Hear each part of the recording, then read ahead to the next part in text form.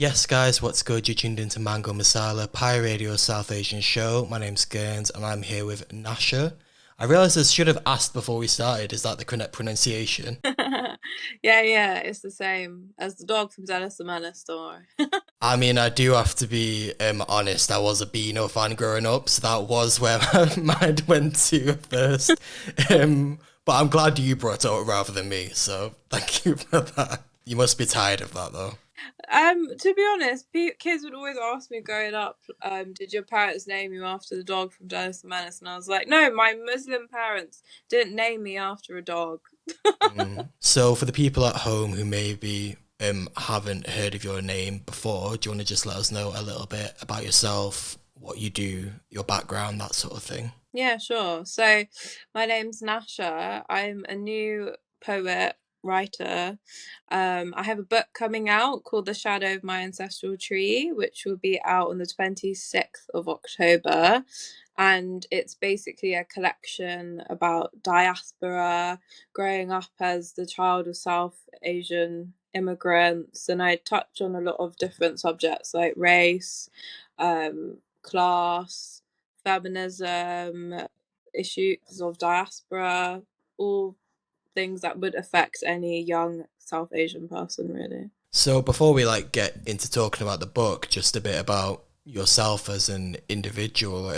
What has your own experience been? Obviously, growing up as a South Asian individual. I presume you grew up in Britain, right? Yeah, I'm born and raised in East London.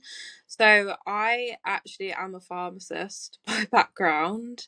But I've always been really passionate about equity because growing up, I grew up with both my parents are immigrants. They came from Bangladesh.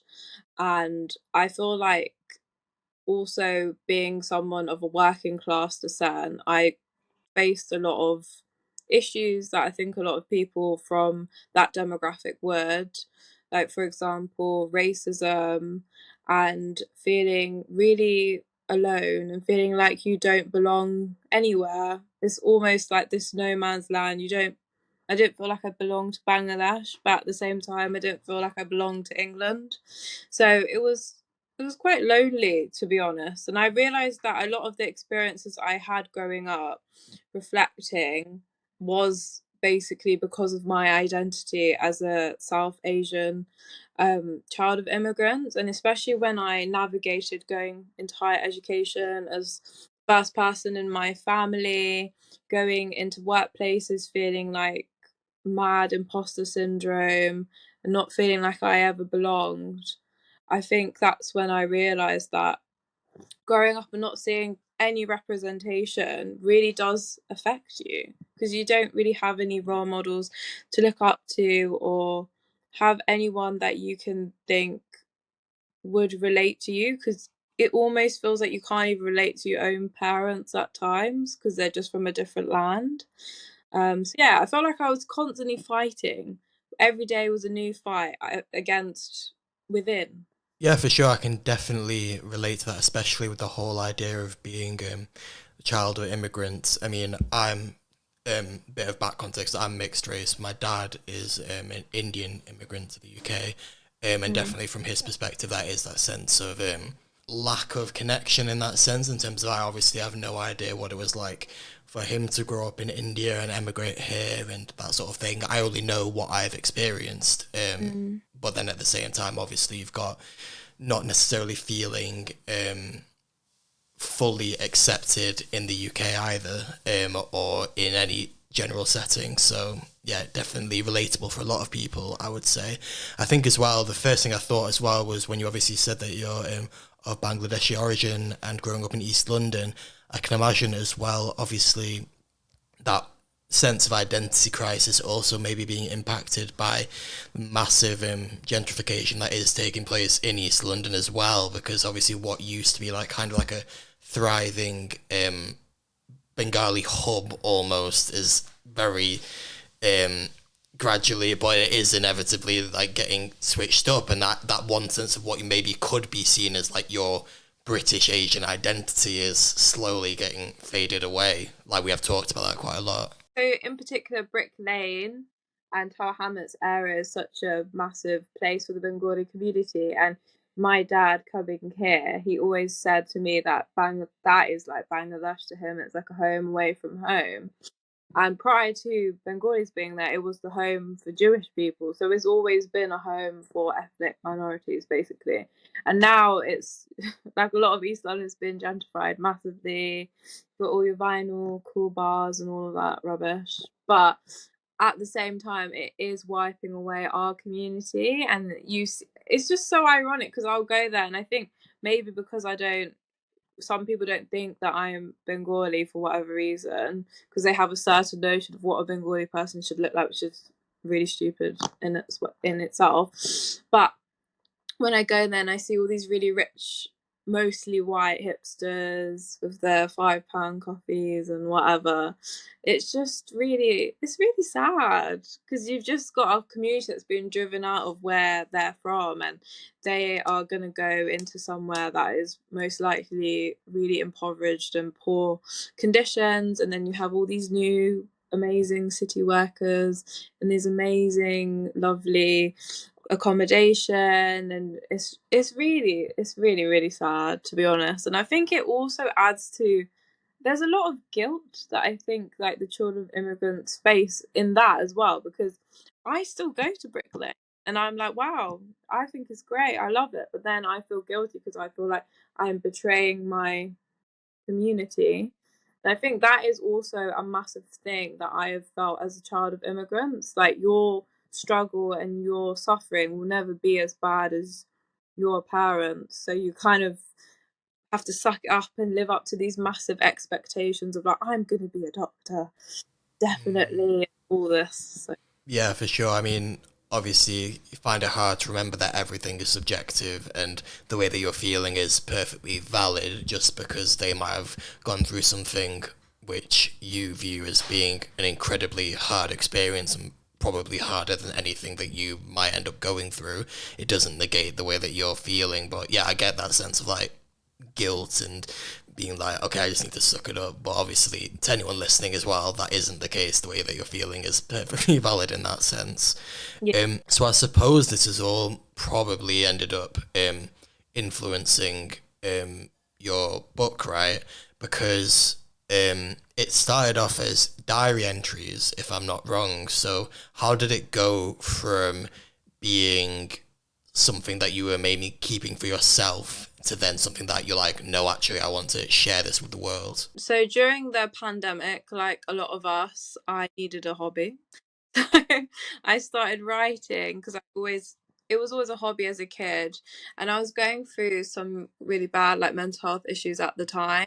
So one of the things I learned is if you pick up something from childhood that you really enjoy, it can help you. So I started doing that, and then last summer I went through trigger warning, but I went through a really bad experience where I was sexually assaulted, I'm and sorry to hear that. that's okay, thank you. But after I went through that time, had some time off work, and I realized that a lot of things that I write about and most of the issues that I faced have been because of my identity, be that as an Asian person, as a child of immigrants, as a working class person, as a woman, as someone who's had mental health issues. It's all mostly been because of my identity. And when I realized that, I was like, that is so bad. That is so wrong. And I realized I had hundreds of poems basically detailing my experience, which so many people go through. It's not just me. So I decided to collect all my poems, put it into a book. And I'm a pharmacist, so I have no idea how to publish. So I was on Google, like, how do you publish a book? I have no idea. And luckily, I found my publisher, who are amazing. They're all about championing people from disadvantaged backgrounds, and they agreed. But it was never planned, honestly. Going back a bit as well, you said that you started writing during lockdown. So was when you say writing, was that the first time that you actually started any form of poetry at all, or had you done stuff before then? So I used to write when I was about 16. I used to write poems. Was a bit of an emo kid, so I like writing songs as well. Then I stopped, and then when I was about 20, I started writing for Link Up TV. I was a music journalist. But then I realised, although that was an amazing opportunity, that's not really what I wanted to do with writing. So yeah, poems, like taking it seriously, was from the pandemic. And like, where did that interest come from? Like, and why was it I want to write down how I'm feeling in poetry rather than just a journal entry, for example? I think because I've always been interested in writing, I love books so much. It's always been a big passion of mine. And I think also in Bengali culture, in Asian culture, poetry is a big part of our culture. Bengalis died for our language. I grew up with my dad quoting all of these incredible Bengali poets to me all the time and telling me stories of the war. And even in my religion, in Islam, poetry is a big part of our religion as well. It's a big art form, and I think I'm a creative person, and I found it easier to express myself via art rather than just being like, I'm really sad. I just found it really hard to articulate everything that was going on in my head, and I think poetry gave me the perfect outlet to do so. No, I think as someone who um, doesn't follow the Islamic faith, from what I've seen, I can definitely see what you mean about how it is quite poetic and beautiful in a lot of senses. I mean, obviously, as well, I've only seen the English interpretations, which I'm sure are kind of butchering it in a way anyway, but the fact that it appears so poetic in that form, I can only imagine that in its obviously original form, it is still that sense of um, what's it called, free flowing poetry, song, that sort of thing. Definitely. Yeah. Like the Quran, a lot of people say like one of the reasons why people will say they believe in Islam is because the Quran is written in a way in which no one could ever write, because it's so perfect in like the use of stanzas, the use of rhythm, the use of language. It's immaculate. So I think yeah, it's been since birth really a massive inspiration for me. So going back to the book, obviously it's relating to your own personal experiences. So in that sense, it is very much authentic in the way that it's compiled a load of your own entries from over the years.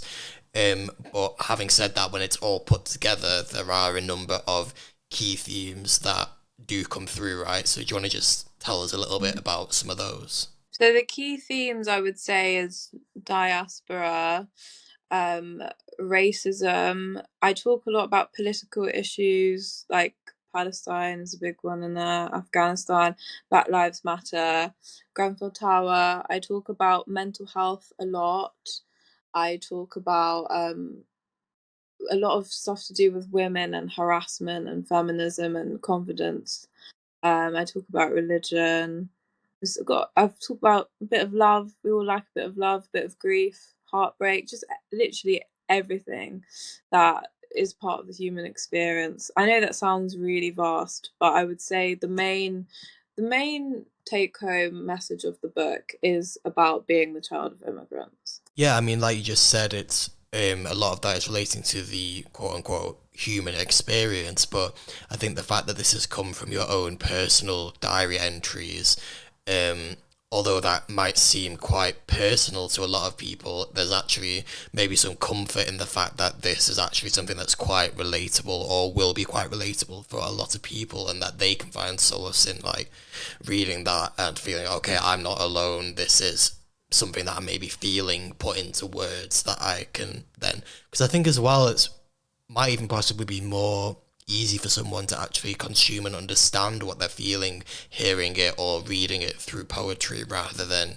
some like paragraph of just medical or scientific text, for example, that sort of thing. And I do think that representation is everything. And I think that growing up South Asians didn't have any representation, and I think that led to the feelings of being alone. So I hope that it is really, I'll be honest, it's terrifying that my diary is going to be out there in the world. However, the reason why I agree to it is because I want people to know that they're not alone, especially South Asian people, our experience is valid, and a lot of the reasons that perhaps that we feel the way we do is not because of us, but it's because of identity and social issues. Like, kids of diaspora are so much more likely to go through depression and anxiety, and you would never know that. You would just think, oh, there's something wrong with me, I don't really know why. And then when you see things in the news, for example, now I know it's not really a South Asian issue, what's going on in Palestine and Israel, you see these things going on, and you feel like, as a person of color, do I not matter? My life is worth less, basically, than what a white person would be. So I think this is why this is so important, this representation, to just not feel alone and know that you matter. Would you say that that is the main thing that you are trying to achieve through putting this book out there, is essentially, I think you said yourself, being a book for the voiceless, basically giving those people that maybe feel like they're not represented, that they feel out of place if they're ever to raise their own tone, they actually can read this and feel like, you know what, no, actually, I am valid in how I'm feeling, and gain some kind of comfort from that. Yeah, it's about giving a voice to people who have never had voices in media. It's about all the conversations you have with your friends or with your family, or the things that you get really upset about at night. I'm putting it out there because people need to know. We need to have these conversations, because otherwise change will never happen. And enough is enough. Enough is enough. Yeah, and I think that's really brave of you, but also, like, I think, like you say, it takes one person to put it out there, then more people start doing it, and these conversations start happening, and it doesn't normalize it in the sense of that people become numb to it and start accepting it. It's more that the more that it's talked about, the more people actually realize, okay, this isn't okay, and change actually ends up happening. Yeah, exactly. And I think because I wrote the collection in my early 20s, it's very relatable, even for somebody who isn't a child of immigrants as well. It's all about like exploring and not really knowing where you are and feeling really lost. So I think that universal sense of being lost can be translatable to many people, and I hope in that sense it will unite people as well. So where can people actually get the book from? So you can get it from the Arcbound website, you can get it from Amazon, and you can also get it from Waterstones. So quite a few places. And for people that want to follow you and your writing journey, and the progress of the book as well, where can they find you? So you can follow me on Instagram. My @ is @NashNashZ, and also I have a poetry page called Soulwise. Yeah, it would be really cool if you guys could join me on this journey. Okay, well, thank you so much for taking the time to speak to me today. It's been a pleasure. Before we like round things off, do you want to maybe just read a piece from the book for us so people can get a taste of what to expect? Yeah, sure. It's called Dad. The burden of fathers is to have watery eyes, withered spirits, no one's hug at the end of the day, to have come here for a better life, but it is not at all what you thought it would look like. Your accent made fun of, racism, a lack of opportunity, ridicule and disrespect, birthing a tendency to always look back. Yearning for a time that no longer exists. The past is where depression lives. Working 14 days in a row just to make ends meet. With kids who cannot even speak your language. Your future void of your culture. Dressed up in Nike tracksuits and hoop earrings. Frustrated. But everyone back home thinks you are living it up. The future has been taken from you. There is nothing to look forward to, except for your children's achievements. You hold the branches of the tree over us. No matter how cold, hungry, or lost you get, you hold the branches over us, to your own detriment. Dear fathers, thank you for all the sacrifice, navigating of unknown waters, for tolerating disrespect. I am sorry that you are the sail in the boat and we are the lucky passengers. You gave us the chance to change the future. For you, I will make a legacy.